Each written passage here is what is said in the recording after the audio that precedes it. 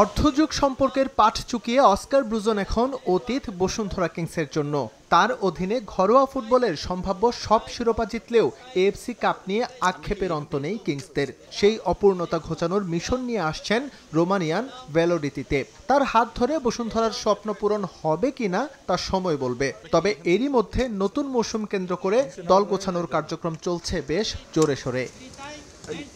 August থেকে pre season camp শুরু করবে বসুন্ধরা কিংস। তার আগেই জুলাইয়ের শেষ সপ্তাহে দলের সঙ্গে যোগ দেবেন ভ্যালোরি। ট্রান্সফার মার্কেটে গুঞ্জন ছিল পছন্দের কয়েকজন ফুটবলার নিয়ে নতুন ঠিকানায় যোগ দেবেন সেরিয়ান ক্লাব আল ইত্তিহাদকে এএফসি চ্যাম্পিয়ন্স লিগ জেতানো এই কোচ। তবে তা নাকচ করে দিয়েছেন কিংস সভাপতি। আমাদের একটা প্যানেল আছে, সেই প্যানেল থেকে আমরা বিদেশি প্লেয়ার বলেন, স্থানীয় প্লেয়ার বলেন, তারা নির্বাচিত করে কোচের হাতে আমরা প্লেয়ার তুলে দিই। সেক্ষেত্রে কোচের মতামত আমাদের এখানে মুখ্য না। আগস্টের প্রথম সপ্তাহ থেকে আমরা আমাদের প্রিসিজন শুরু করবো, তো তার আগে ইনশাল্লাহ সবকিছু চূড়ান্ত করবো।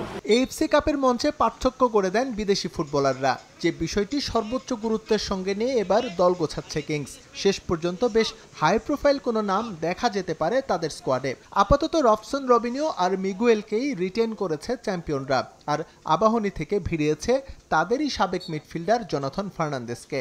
আমরা শুধুমাত্র মিগুয়েল এবং রবসনের সাথে আমাদের চূড়ান্ত করেছি, বাকিদের আমরা দেখছি, এখন আসলে কাউকে চূড়ান্ত করিনি, দুজন বাদকে। আর পুরনো খেলাদের মধ্যে আমরা আবাহনী ফার্নান্দেসকে দলভুক্ত করছি। এই পর্যন্ত 3 জনই চূড়ান্ত হয়েছে, বাকিদের ব্যাপারে আমরা আলোচনা চালিয়ে যাচ্ছি।